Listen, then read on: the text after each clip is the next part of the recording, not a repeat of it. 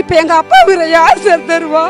என் குடும்பம் அனாதையா நிற்குது சார். அங்கே போக வேண்டியது அவர் போயிட்டாரு. நீ எப்படி போகலாம் சொல்லி கேட்டார். சரி நான் அப்படி தானே சொல்கிறதான் என் காசுன்னு கொடுத்துருக்காரு. அந்த காசையே எடுத்துக்கிட்டு அடிச்சிருக்காரு. அப்பா காதை பிடிச்சிக்கிட்டு ஒரு வாரமாக இருக்கிறாங்க. நான் கிட்ட போகும்போது அப்பா என்ன பார்த்தாரு. அதுக்கப்புறம் அவர் தான் ஆட்டோ ஓட்டி அந்த குடும்பத்தை காப்பாற்றுவார். அவன் குழந்த பையன், அவன் காலேஜுக்கு போவானா, அந்த ஒரு பொம்பளை என்னத்தை பார்த்துக்கும் சார்? எதுக்கு சார் ஆட்டோ சங்கம்னு ஒரு பேர் இருக்குது? 4 பேர் தடுக்கணும், ஒரு உயிரை காப்பாற்றணும், காவந்து பண்ணணுங்கிறதுக்கு ஒசரம் தான் ஒரு ஆட்டோ ஸ்டாண்டு. அதுவும் இல்லைங்கும் போது அப்புறம் எதுக்கு சார் ஆட்டோ ஸ்டாண்டு? இப்போ அவர் உயிருக்கு யார் சார் கேரண்டி? இன்னும் ஒரு 10 நிமிஷத்துக்கு முன்னே யாருன்னா கொண்டு போயிருந்தா எங்கள் அப்பாவை காப்பாற்றிருப்போம்ல சார். இப்போ நாங்கள்லாம் தவிக்கிறோம் சார். எங்களுக்கு அப்பான்னு நாங்கள் யாரை போய் சார் கூப்பிடுவோம்? ரோட்டில் போகிறவங்களாம் கூப்பிட முடியுமா சார்? எங்கள் அப்பா உயிருக்கு ஒரு கேரண்டி சொல்லுங்கள் சார். ஏன் எங்கள் அப்பாவை இந்தமாரி அடித்து போட்டார்? காதே அந்து போயிருச்சு. ஏன் எங்களுக்கு இந்தமாரி பண்ணினா அந்த பையனுக்கு காலேஜுக்கு படிக்கிறதுக்கெல்லாம் அந்த ஒரு பொம்பளை என்ன பண்ண முடியும்? நாங்கள் அக்கா தங்கச்சி இருக்கோம். நாங்கள் அதாவது குடும்பத்தை பார்க்குறோம். அவன் படிப்புக்கு செலவுக்குலாம் அவங்க என்ன பண்ணுவாங்க, ஏது பண்ணுவாங்க? இந்தமாரி ஒரு அநியாயமாக ஒரு உசுரை சாவடிக்கலாமா? ஒரு 10 நிமிஷம் அங்கே இருக்கிறவங்க ஆட்டோ ஸ்டாண்டுக்காரங்க கொண்டு வைக்கக்கூடாதா? ஆட்டோ ஸ்டாண்டுன்னு சங்கம்னு பேர் போடுறீங்களே, அந்த சங்கம் எதுக்கு இருக்குது? ஒரு உயிரை காப்பாற்ற முடியாத சங்கம் எதுக்கு சார் சங்கம்? இப்போ எங்கள் அப்பா வீர யார் சார் தருவா? என் குடும்பம் அனாதையாக நிற்கிது சார். என் தம்பி தாய் இல்லாத இப்போ நிற்கிறான், தகப்பு இல்லாத நிற்கிறான் சார். என் தம்பிக்கு பொருள் என்ன சார் அதுக்கு அத்தாச்சுன்னா சொல்லுங்கள் சார்.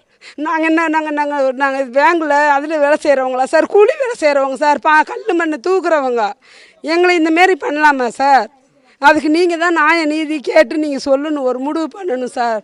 என் தம்பி படிப்பு போச்சு. எங்கள் அம்மாவை பார்ப்பானா? என் தம்பி காலேஜுக்கு போவானா, படிக்க போவானா? எங்கள் அம்மாவை காப்பாற்றுவானா? நாங்கள் பொம்பளை பிள்ளைங்களை எங்களை எல்லா பக்கமும் கட்டி கொடுத்துட்டாங்க. நாங்கள் நல்லா இருந்தால் கூட நாங்கள் அவன் பார்க்குற மாரி நாங்கள் பார்க்க முடியுமா? அப்போ அவனோட வாழ்க்கை என்ன வருது? அவனோட லைஃபே போகுதே சார். இப்போ படிப்பு நிற்க போய் அம்மா கஷ்டப்படுதுன்னு அவனை பார்த்தாக்கா அப்போ என் லைஃபுக்கு என்ன சார் கேரண்டி? சொல்லுங்கள் சார். ஆரம்பத்துலேருந்தே இவர் தான் அந்த ஆட்டோ ஸ்டாண்டுக்கே மரியாதை உள்ளவர். அவருக்கே இல்லைங்கும் போது இன்னும் இருக்கிற ஆட்டோக்காரனுங்களுக்கு என்ன சார் மதிப்பு இருக்கும்? ஒருத்தருக்கு ஒருத்தர் அடித்தா நம்ம போய் தொடக்குனாக்கா கேஸ் ஆயிரும், அது ஆயிரும்னு யாருமே விளக்கவே இல்லை சார். அவரை பாரு சார், அவர் சண்டை கட்டுறவரா சார்? அவர் சண்டை கட்டுறவரா சார்? அவர் முகத்தை பார்க்கலையே அவருக்கு தெரியும். அவர் பொண்டாட்டியை பாரு சார் என்ன நிலைமையில் இருக்குதுன்னு. அவர் ஒரு நாளைக்கு 500 600 கொண்டு வந்து தராரு. அதை வச்சு ஒரு பொம்பளை குடும்பம் பண்ணுது. அந்த ஆட்டோ உனக்கு முன்ன எடுத்ததையும் அந்த காசையும் தூக்கி போட்டாங்களா? அந்த காசை எடுத்துக்கிட்டு விட்டுறலாம்ல. ஒரு கை காலை ஒடிச்சிருந்தா கூட எங்கள் அப்பா இருக்குதுன்னு ஒரு நம்பிக்கையில் இருப்போம். இப்போ அவர் உயிரவே இல்லாத பண்ணிட்டாக்கா நாங்கள் என்னத்தை வச்சு இது பண்ண முடியும்? நான் காலேஜிலேருந்து வெளியே வரும்போது எங்கள் அக்கா எனக்கு ஃபோன் பண்ணாங்க. இந்த போல் அப்பாவும் செல்வன்றவங்களும் ஆட்டோவில் சண்டை போட்டுட்ருக்காங்கடா, ஆட்டோ ஸ்டாண்டில் சண்டை போட்டுட்ருக்காங்கடா அப்படின்னாங்களா. நானும் காலேஜிலேருந்து அப்படியே ஸ்ட்ரெயிட்டாக போய் நானும் என் ஃப்ரெண்டும் போய் பார்க்குறோம். அப்பா காதை பிடிச்சிக்கிட்டு ஒரு வாரமாக இருக்கிறாங்க. நான் கிட்ட போகும்போது அப்பா என்ன பார்த்தாரு. அதுக்கப்புறம் அந்த துணியை எடுக்கும்போது காது கிழிஞ்சி இருக்குது. அதுக்கப்புறம் என்னது கணேசன்றவர் அவர் வந்தார்.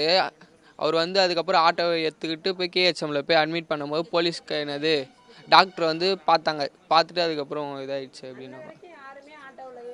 அன்ன வரைக்கும் ஆட்டோ ஸ்டாண்டில் இருக்கிறவங்க யாருமே எதுவுமே பண்ணல. அப்பா எதுவுமே பேசல. ஆனால் என்னை பார்த்தாரு. நான் வந்தோடனே என்னை பார்த்தாரு. அதுக்கப்புறம் எதுவுமே பண்ணல. ஆட்டோ ஸ்டாண்டில் கேட்டேன், இவர் போகிற சவாரியே இவர் முன்னாடி போயிட்டாரு, அதனால இவங்க அடிச்சுக்கிட்டாங்க. அப்பா ஒரு கட்டை எடுத்துருக்காரு.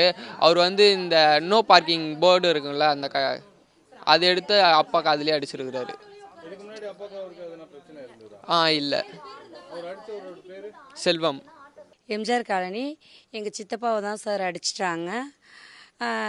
ஆட்டோ ஸ்டாண்டில் ஒரே சண்டை. அவங்கள முன்னாடி பின்னாடி சவாரி போக வேண்டியது மாற்றி போயிட்டாங்கன்னு சொல்லிட்டு நீங்கள் எப்படி போகலாம் சொல்லிட்டு கேட்டு சண்டை போட்டார். சண்டை போட்டதில் இவர் எங்கள் சித்தப்பா காசை தூக்கி போட்டார்.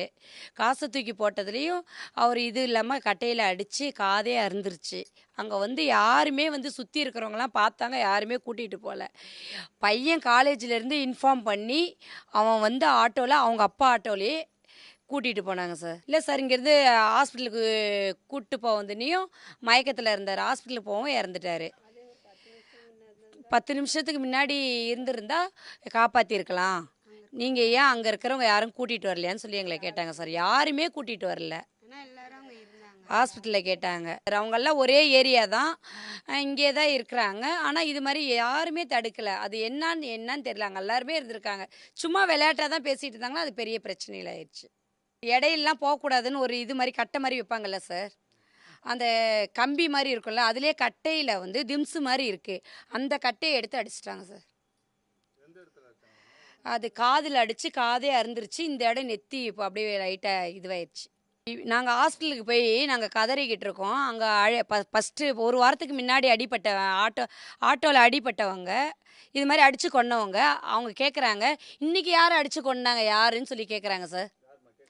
அது இப்போ 2 பசங்க அடித்தாங்கல்ல போன வாரம், இதுலேயே துரைசாமி அடித்து கொன்னவங்க அவங்க 2 பேரும், 2 பையனுங்களும். அவங்க பேர் எனக்கு தினேஷ், இன்னொரு பையன் பேர் நரேஷ். நரேஷும் போலீஸ்காரங்க கூட வராங்க, நக்கலாக கேட்டு சிரிக்கிறாங்க சார். இத்தனை வருஷமாக நாங்கள் பிறந்து வளர்ந்தது இல்லாமல் இப்போ இறந்தவரை இங்கே தான் பிறந்தார். இது மாதிரிலாம் நடந்ததே இல்லை, இதுதான் ஃபஸ்ட் டைம். இவங்க போக வேண்டியது அவர் போயிட்டாரு. நீ எப்படி போகலாம் சொல்லி கேட்டார். சரி நான் அப்படி தானே சொல்கிறேன், தான் காசுன்னு கொடுத்துருக்காரு. அந்த காசையும் எடுத்துக்கிட்டு அடிச்சிருக்காரு. இது 2வது கொலை. 5 நாளில் 2வது கொலை சார். ஆமாம், அதான் ஆட்டோவில் உட்காந்து தண்ணி அடித்ததுனால. இது 2வது.